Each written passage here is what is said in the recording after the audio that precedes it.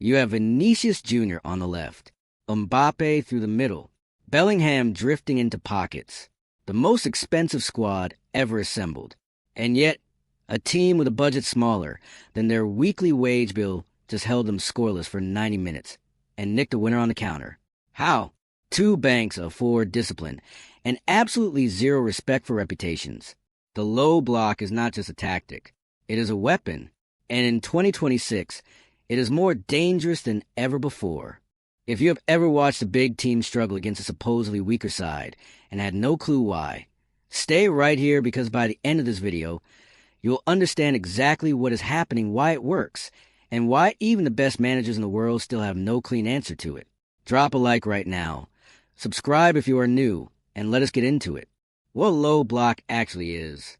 Most people think the low block is just parking the bus.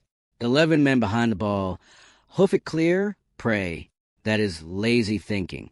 The low block is a structured, deliberate defensive system where a team defends in two compact lines, deep in their own half, designed to eliminate space, kill passing lanes, and force the opponent into sideways and backward movement. When done correctly, it is suffocating. The low block seeks to reduce space, protect the penalty area, and force the opponent to circulate the ball away from dangerous zones, making patience and game understanding just as important as technical ability. That is the real beauty of it. It neutralizes skill with intelligence. Why big teams struggle against it. Here is where it gets painful for the big clubs. The whole identity of a team like Manchester City or Barcelona is built on pressing high, playing fast, and exploiting space. But what happens when there is no space? Many times a mistake is not a lack of quality, but failure to correctly interpret what the match demands. Big teams show up expecting the opponent to engage them, to press back, to give them room to play their football. The low block refuses to give them any of that. It essentially forces these elite sides to solve a problem they did not prepare emotionally or tactically to solve on that given day. The psychology here is massive.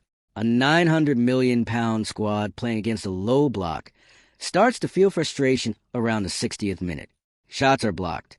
Crosses cleared. The crowd gets nervous. Players start forcing things. And that is precisely when the low block team strikes on the counter. Once the ball has been won by the team sitting in a low block, there is significant space behind the opposition to counterattack into, particularly down the flanks if the opposing fullbacks have pushed forward aggressively. The trap was set from minute one. Real examples from 2025 and 2026. This is not theory. We have seen this play out repeatedly at the highest level this season. Nuno Espirito Santo at Nottingham Forest used the low block selectively against big teams like Manchester City and Chelsea, who are known for their fast-paced football, and it worked. Everton under David Moyes averaged roughly 40% possession in the early 2025-26 matches, and still won consistently, absorbing pressure and capitalizing on quick counters through their wingers and set pieces. These are not flukes. They are blueprints. Why it is so hard to break down.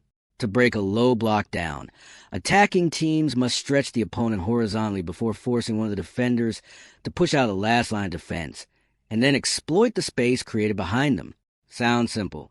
Doing it against a disciplined, organized unit for 90 minutes while the clock ticks and the pressure builds is an entirely different matter. Low blocks often have 5 or even 6 defenders operating the back line, which means the central channel is heavily populated, and the chance of scoring through the middle drops dramatically. Big teams try wide play. The block shifts. They try combinations. The block closes. They try long shots. The goalkeeper is alert. The frustration compounds. The mental warfare element. Nobody talks about this enough. The low block is as much psychological as it is tactical. When a big team goes 0-0 at halftime against a side that has had 2 touches in the final third, the manager is furious. The players start doubting their own ability. Individual quality starts overriding the team structure. One player tries to do too much. Dispossessed. Counterattack. Goal. 1-0. Game over. Many teams fail against low blocks due to anxiety and an excess of forced crosses or rush shots, and emotional control becomes a differentiating factor. The low block does not just defend. It makes you beat yourself.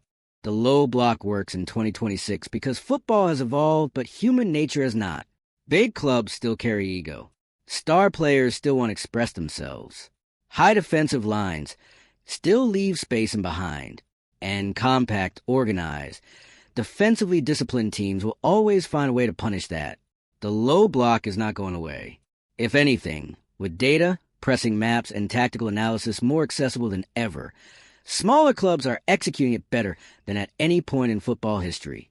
So the next time you watch a big team drop points against a side they were supposed to destroy, do not call it surprise. Call it chess. And the smaller team just played a perfect game. If you enjoyed this breakdown, smash that like button and let me know in the comments which team you think uses a low block best in 2026. See you in the next one.